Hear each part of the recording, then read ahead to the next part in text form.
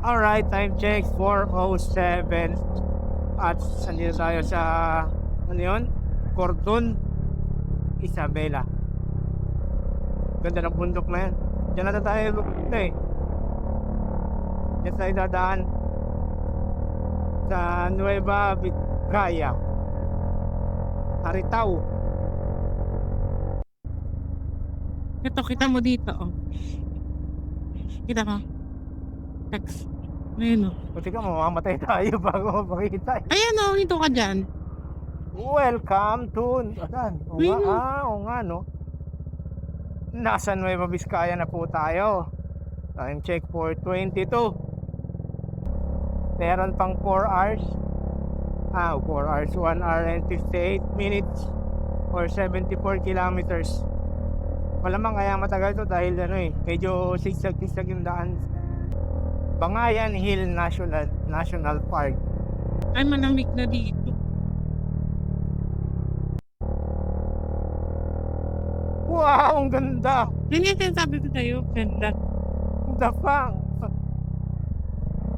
Wow!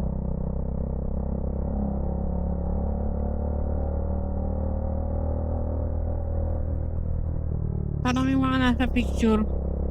Butik mo ngayon sa Windows. Ganda! Butik. Alright, time check 4:59. And nandito tayo sa tulay ng... Anong tulay ba to? Ganda.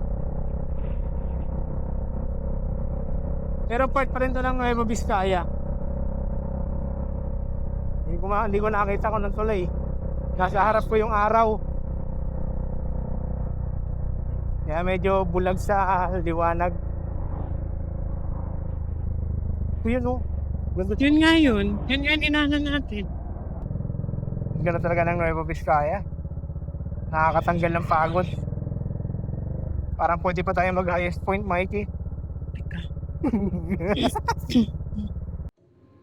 Ang Solano Bayumbong Bypass Road sa Nueva Vizcaya, ang pinakamahabang bypass road sa buong Cagayan Valley na umaabot sa 6.2 kilometers.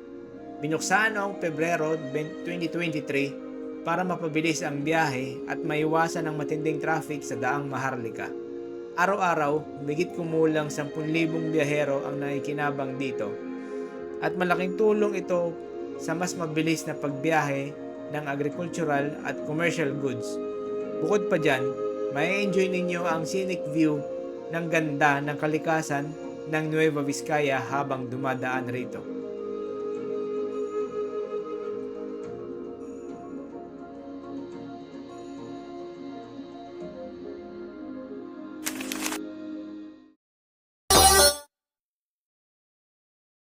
Good morning guys. And this is our day 6 ng North Loop. Dito kami ngayon sa Aritaw. At dito kami nag-check-in kagabi. Hindi ko na na-videohan yung papunta dahil late na at pagod na rin kami dahil sa 10 hours na biyahe.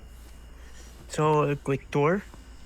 Ito ang ating Kawasaki Dominar. Diyan kami nag-in. Mamaya papakita ako sa inyo. Tapos ito yung resort. Magandang resort din to. Isa, 2, 3, 4 na accommodation. 5 ata kasi 5 aircon o baka 2 bedroom to. So tuloy-tuloy ang construct.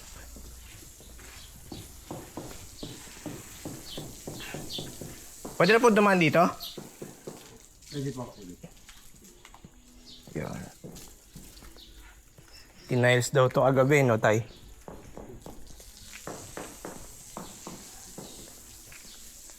Yun.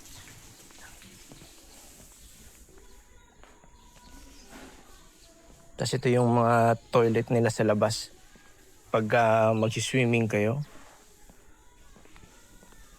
At ito yung pool na isa. Walang tubig. Nandito tayo sa Landayan. Yun. Hello, doggy! Tapos ito yung maliit na pool na isa. Kiddie pool. Yun. Tapos yung pool rules nila. Ayan. Tapos yung parang pinaka-function area.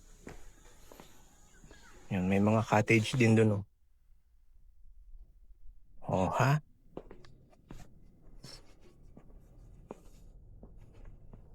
So, may ilaw-ilaw to sa gabi. Ayan. Tapos, tindahan nila. May tindahan din sila dito. Parang kung may kailangan kayo, pwede na. Hindi na kailangan magdala. Oh, may ibon. Lovebirds. Hello! Hotel of Lovebirds. So, may pangalan. Nanay Loleng. Lola Carling. So, under construction, si Ilandayan Travelers Inn. Located at Purok 1, Barangay Kirang, Aritaw, Nueva Vizcaya. Swimming pool, staycation, parking area, function hall. Yun. So, eto ang kanilang resort. Actually, ginagawa kasi yung main road kaya sa back road kami dumaan kanina. Ay, kagabi. Mamaya papakita ko sa inyo yung dinaanan namin. Landayan Travelers Inn. And ginagawa kasi to. Hindi pa tatapos yung curing. Kaya hindi pa pwedeng daanan. Ay, pwede na ata. Ay, hindi pa siguro. Kasi doon may harang sa baba tapos pag kanan nyo, diretso na kayo paakyat ng Baguio. So yun yung magiging route namin mamaya. Pero magsisimba muna tayo sa San Vicente. Sa Dupax. Alright, all set. So, nagpapahinit tayo ng Dominar. At ang setup natin sa buong tour na to is yung Moto Wolf sa 30 liters, top box na 45, at yung tank box natin, tank bag, top box bag pala. Yun. At ito yung naging kwarto natin for the overnight. Ayan, may sala, may living room, tapos may kitchen, yung toilet nila, simpleng toilet, wala nga lang hand shower, hindi naman ganun kalamig. Tapos yun, toilet din, yung ref din inusog namin ito para lang sa protection, alam mo na, dahil may back door. And ito yung aming naging kwarto. May TV, may electric fan, may aircon naman, at may dining. So, yun ang ating naging kwarto for the day. Habang chinecheck yung iba, baka mamaya may naiwan tayo Alright, time check, 8:02. Intercom mo, Mikey. Intercom.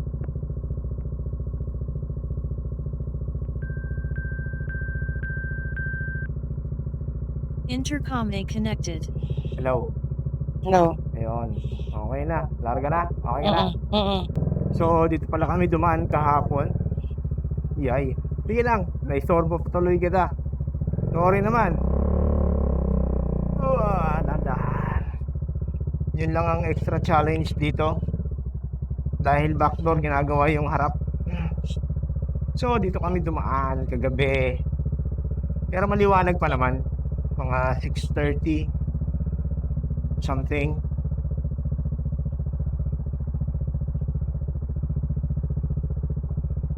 Medyo roughy roads, pero kayang-kaya naman ng Dominar. Kaso lang loose gravel to so medyo madulas. Primera gaming lang tayo, tapos clay pa, pero pag tagulan dito medyo awit to, mahirap limahan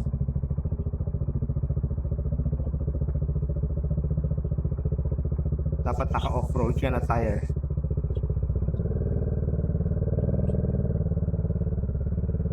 Yun, maigli lang naman.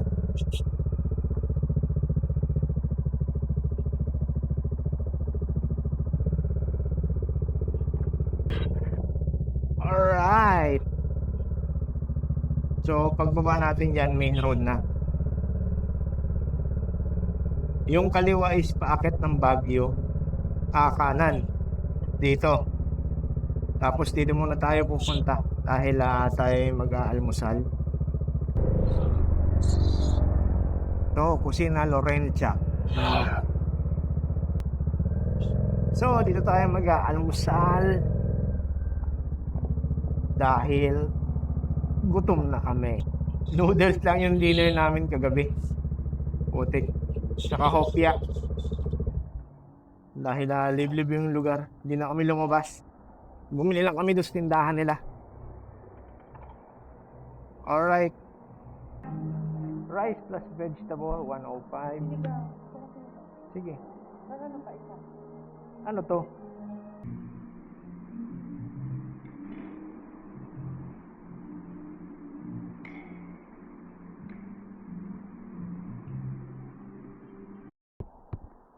And tapos na kaming mag-breakfast dito sa Kusina Lorenza. Ayan, dito lang yan sa Ritaw. Papunta ng Manila. Ito lang yung nakita ko na nabukas 24/7 sa Google Map. Alright. Alright. 13 minutes para makapunta ng simbahan. Tuwing nadadaan kami lang sa may Vizcaya. Lagi namin nakikita yung na yung simbahan na tinuturo, puro this way. Ngayon, nasadyain na natin bago tayo umahon sa kabundukan na yan patungo sa Baguio. Ang ganda talaga ng view na yun, no? Yan yun? Oo. Wow! Ang ganda talaga ng daan dito, putik. Oh! Hanga-hanga. Ba't yan nahati, no? Nag-landslide.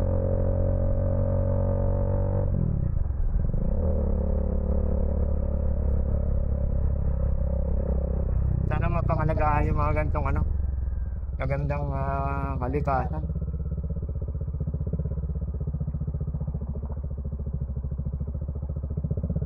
Grabe.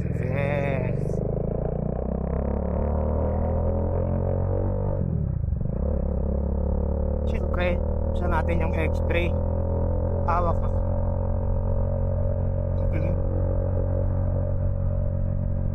Tayo kakaliwa rito.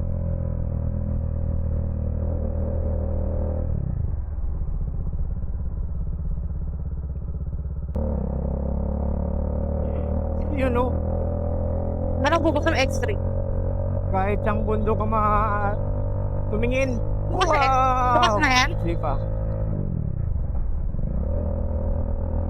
Ganda. Papalibutan ka ng kabundukan.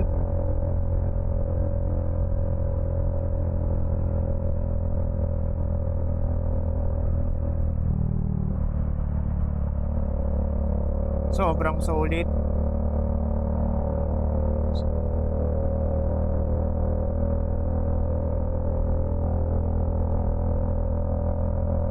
Wow! Ba't kaya kasi, no?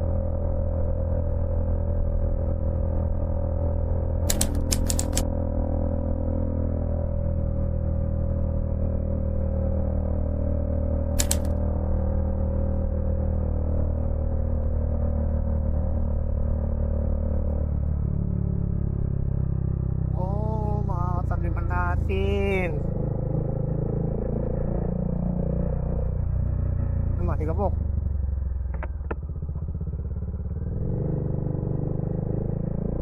Ako, mukhang may nagka-aquarya. Huwag naman sana.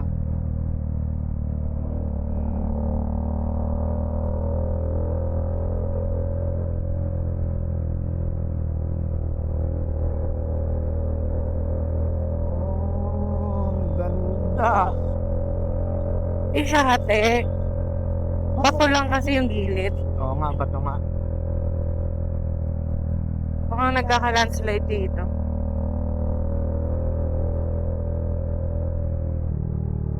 Ayun no, nag-aquary sa loob.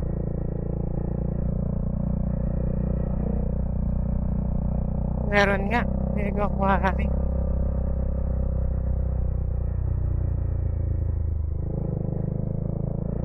May mga ano dun, bako.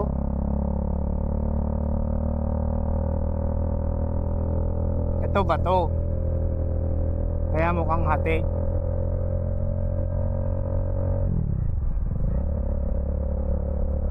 Oh, ganda.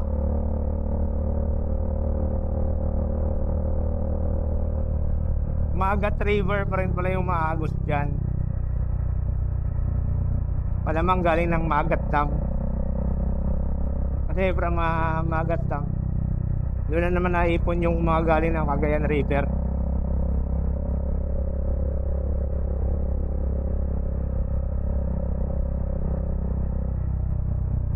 Hanga-hanga.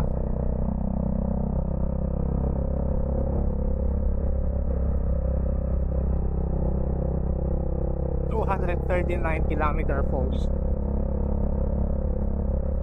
Yung di Dupac. Dito tayo papunta sa Dupac. Napakaganda ng kalikasan. Oh, Natandaan ba natin to? ang alin? Ang lugar na to? Hindi, ngayon na tayo duman dito. Saan mo natin yung simbahan? Ha? Saan mo natin yung simbahan? Sinerch ko. Yung San Vicente. Yung lagi mo napapagtama lang sa Bayambong. Yung Ba't bako. nakikita ba natin yun pag dumadaan?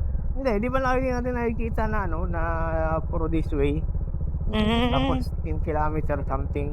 Tsaka nung tinignan ko siya sa Google Maps, ang ganda niya. Yung mga lumang simbahan na na-preserve. You know? Oh! Ganda. Kahapon, pagdating natin ng Nueva Vizcaya, natanggal yung pagod ko eh.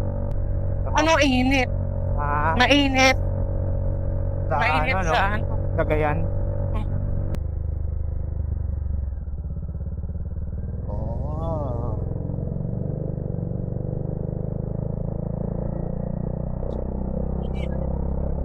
Ganda. So, good morning. Today is Wednesday. Wednesday na ba, Mikey? August 13. At ito yung ating 6th day. 6th day ng North Loop ride. So, after natin dito sa may simbahan ng St. Vincent Ferrer Parish Church, Caudal Hills. Ganda. Tayo didiretso ng Baguio. Yung isang daan ng Baguio na hindi na pa natin nadadaanan. Yung galing sa Aritaw dito sa Nueva Vizcaya, paakyat ng Baguio. Tingnan natin yung daan doon kung gaano kaganda. Sana hindi umuulan sa Baguio. Pero nung sinay ko naman yung weather, mukhang wala pa naman eh. Baka mamayang hapon. Welcome to Dumang. Narrow bridge. Dami nilang ganito, no? Parang one way na bridge. Ano ba yan? Ito lahat. Ay, ito. Ang ganda.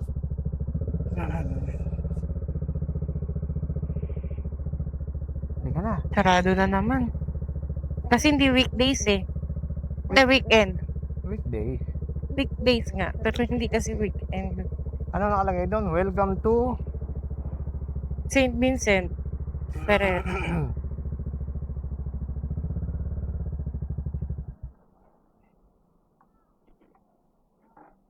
Dito na tayo. Koreko.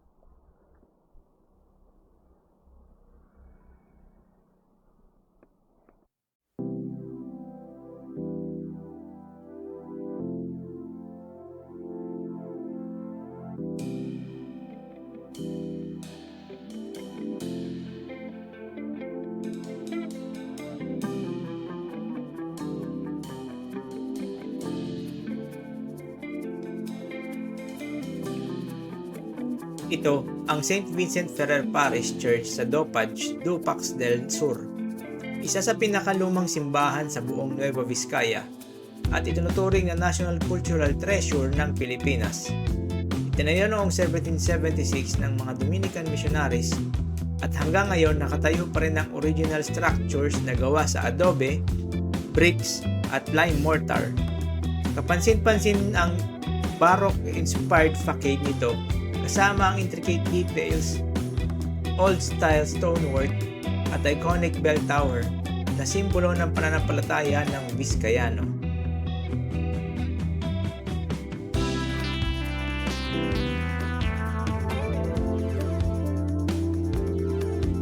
Hindi lang ito simpleng simbahan, kundi isang buhay na alaala ng kasaysayan, kultura at matatag na pananampalataya ng mga taga Dupax del Sur.